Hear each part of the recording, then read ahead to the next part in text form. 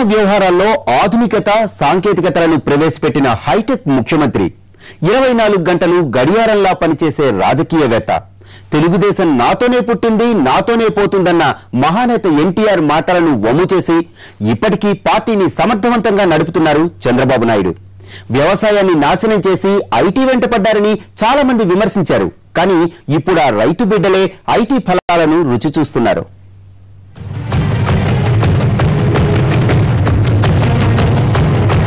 ముఖ్యమంత్రి అయ్యాక చంద్రబాబు సరికొత్త పాలనతో ప్రజల ముందుకెళ్లారు. ఉద్యోగుల్లో జవాబుదారీతనం పెంచడంతో పాటు ఆధునిక పద్ధతులకు టెక్నాలజీకి ఫస్ట్ ప్రయారిటీ ఆయనది. ప్రభుత్వాన్ని క్షేత్రస్థాయికి తీసుకెళ్లడంలో సక్సెస్ అయ్యారు. రాష్ట్రంలో మౌలిక సదుపాయాల కల్పనను తక్కువ చేయలేదు. అస్తవ్యస్తంగా ఉన్న ఆర్థిక పరిస్థితిని చక్కదిద్ది ఖాళీ అయిన ఖజానాను కాసులతో గలగలలాడించారు. అందరి అంచనాలు తల్లకిందులు చేస్తూ 1996 ఎన్నికల్లో 20 లోక్సభ సీట్లు గెలిచి కేంద్రంలో కాంగ్రెస్ బీజేపీయేతర ప్రభుత్వ ఏర్పాటులో ఆయన కీరోల్గా మారారు. కింగ్ మేకర్ గా వ్యవహరించి రాష్ట్రానికి 4 ప్రధానమైన పోర్ట్ఫోలియోలు సాధించుకున్నారు. అబ్దుల్ కలాంను రాష్ట్రపతిని చేయడంలో, గుజరాల్ను ప్రధానిని చేయడంలో చంద్రబాబుదే కీరోల్. పరిపాలనా దక్షత కలిగిన వ్యక్తిగా, క్రమశిక్షణ కలిగిన నాయకుడిగా చాలా మంచి పేరు తెచ్చుకున్నారు. రామారావు గారు గొప్ప వ్యక్తి, గొప్ప నాయకుడు అని పేరు తెచ్చుకున్న నేపథ్యంలో కూడా ఆయన్ని దించిన తర్వాత ఎన్నికలు జరిగితే ప్రజలు చంద్రబాబు గారి నాయకత్వాన్ని అభిమానించారు.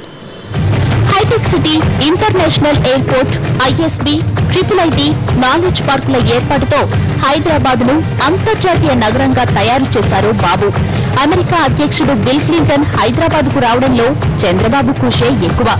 బిల్ గేట్స్ ను ఒప్పించి మైక్రోసాఫ్ట్ కంపెనీని హైదరాబాద్ లో ఏర్పాటు చేయించారు.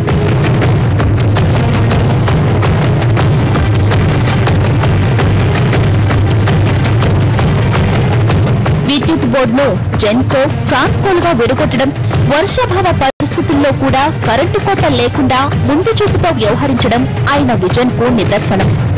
9 ఏళ్ల పరిపాలనలో సాఫ్ట్వేర్ అయితేనేమి, ఐటీ సంస్థలు అయితేనేమి, హైటెక్ సిటీ అయితేనేమి ఎంతో అభివృద్ధి పదంలో నడిపించడమే కాక ఈ రాజధానిలో జన సమర్థంగా ఉన్న ఈ సందర్భంగా అనేక చోట్ల ఫ్లైఓవర్ బ్రిడ్జెస్ అయితేనేమి, చుట్టూ బిల్ క్లింటన్ కూడా అధినేత బిల్ క్లింటన్ కూడా ఆంధ్రప్రదేశ్కు తీసుకురావడం మనమంతా గర్వించదగ్గ విషయం. బిల్ క్లింటన్ గారు కూడా చంద్రబాబు నాయుడు యొక్క కార్యదక్షతను, కార్యక్రమాలు చూసి వేణుల్లో పోవడం జరిగిందని. విజన్ 2020, ఈ గవర్నెన్స్, ఈ సేవా కేంద్రాలు, జన్మభూమి, ప్రజల వద్దకు పాలన వంటి కార్యక్రమాలతో ప్రభుత్వంలో జోష్ పెరిగింది. జవాబుదారీతనం పెరిగింది. దళారీల ప్రమేయాన్ని తగ్గించడానికి రైతు బజార్లు ఏర్పాటుతో ప్రజలకు చేరువయ్యారు. డ్వాక్రా, పొదుపు సంఘాలు ఏర్పాటు చేసి మహిళల స్వయం సమృద్ధికి పాటుపడ్డారు బాబు. మనం ప్రత్యక్షంగా కనిపిస్తుంది దేశం మొత్తం మీద జాతీయ స్థాయిలో మనం కనుక చూసేటైతే హైదరాబాద్ నగరం రూపురేఖల్ని మార్చేశాం. చూసి కనిపించేది ఇదే కదా. రాజమండ్రి మారిందా, వరంగల్ మారిందా, లేకపోతే కడప పట్టణం మారిందా అని ఎవరు చూడరు. హైదరాబాద్ గురించి చూస్తారు. రూపురేఖలు మారిపోయినాయి. 1999లో రెండోసారి అధికారంలోకి వచ్చాక చంద్రబాబులో ఆత్మవిశ్వాసం బాగా ఎక్కువైందని అప్పట్లో కొందరు విమర్శించారు. వ్యవసాయం, నీటిపారుదల రంగాలను నిర్లక్ష్యం చేశారన్న ఆరోపణలు బాగా వినిపించేవి. సంస్కరణల పేరుతో పన్నులు, విద్యుత్ ఛార్జీల పెంపుతో ప్రజల్లో వ్యతిరేకత తప్పలేదు. ఇది చంద్రబాబు సర్కారును కుదిపేసింది. అయినా ఛార్జీల పెంపుపై వెనకడుగు వేయలేదు.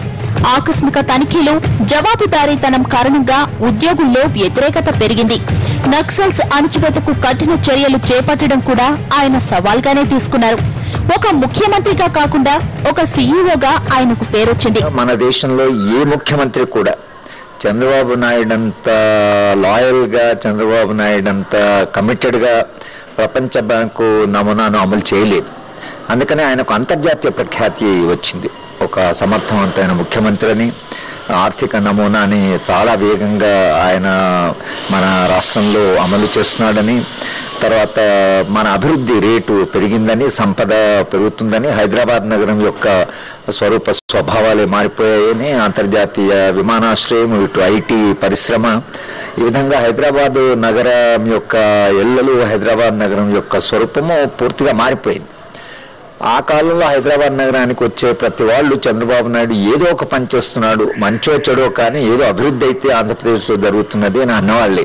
ఒరిస్సాకు తుఫాను సమయంలో సాయం చేసినందుకు అక్కడి సీఎంఏ చంద్రబాబు ఒరిస్సాలో పోటీ చేస్తే ఏకగ్రీవంగా గెలిపించి సీఎంను చేస్తాను అనడం విశేషం. 2003లో అలిపిరిలో నక్సల్స్ దాడి నుంచి త్రుటిలో తప్పించుకున్న చంద్రబాబు ముందస్తు అసెంబ్లీ ఎన్నికలకు వెళ్లారు. లోక్సభకు కూడా ముందస్తు ఎన్నికలు నిర్వహించే విధంగా అద్వానీ, వాజ్పేయిలను ప్రభావితం చేశారాయన. 9 ఏళ్లు నిరాటంకంగా ఏకఛత్రాధిపత్యంగా ఏలిన చంద్రబాబు 2004 ఎన్నికల్లో ఓటమి పాలయ్యారు. విపక్ష నేతగా కాంగ్రెస్ అవినీతి అక్రమాలపై పోరాటాలు చేసినా, సర్కారు అవినీతే ప్రధాన అజెండాగా 2009 ఎన్నికల్లో పోటీ చేసినా ఫలితం లేకపోయింది.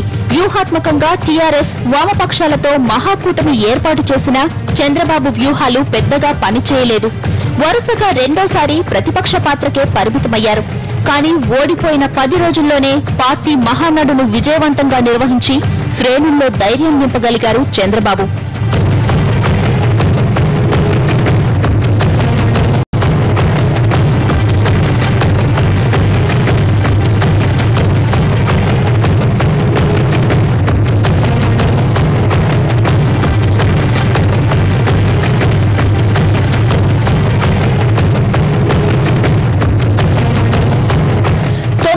పాటు రికార్డు స్థాయిలో సీఎం పదవి నిర్వహించిన, తరువాత విపక్ష నేత పదవిని నిర్వహించిన జాతీయ స్థాయి నేతలు వీపీ సింగ్, ఐకే గుజ్రాల్, దేవేగౌడ, జ్యోతి బసు, వాజ్పేయి, అద్వానీ వంటి వారిని తన చుట్టూ తిప్పుకున్నా ఒక దళితుణ్ణి లోక్సభలో, మరొకరిని అసెంబ్లీలో స్పీకర్ స్థానాల్లో కూర్చోబెట్టినా అది చంద్రబాబుకే చెల్లింది.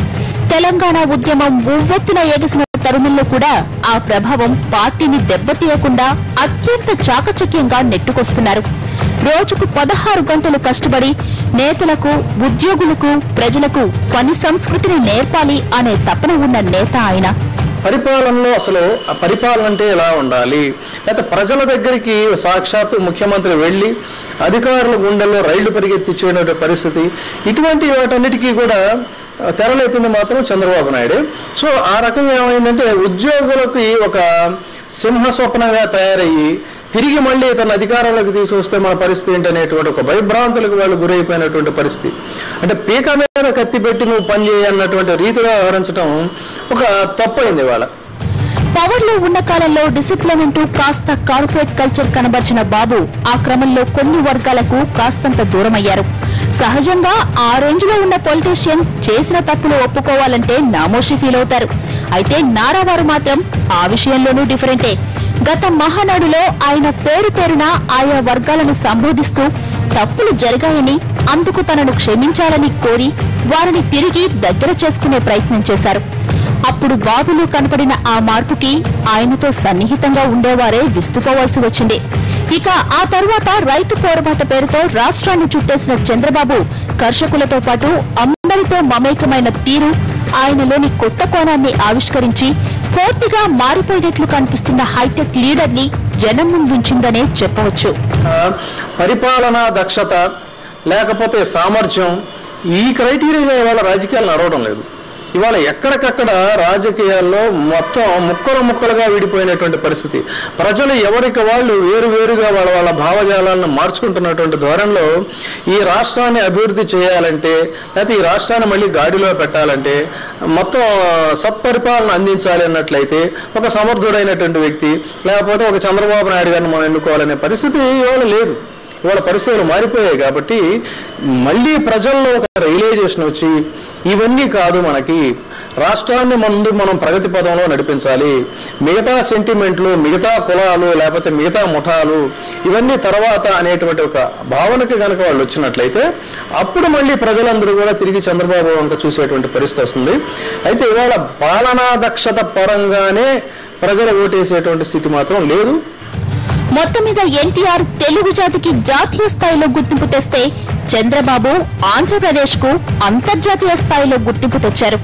బాపు గురించి ఎవరికి ఎన్ని భిన్నాభిప్రాయాలున్నా ఒక్కటి మాత్రం నిజం, ఆదర్శవాదం, అవకాశవాదం, పారదర్శకత, గోప్యత, అనుబంధం, అవసరం, రాజీ, పోరు వంటి పరస్పర విరుద్ధ భావాలు కలిగిన నేత ఆయన. చంద్రబాబు వ్యవస్థలపై భయంతో కూడిన గౌరవం ఉన్న నేత అనడంలో సందేహం లేదు.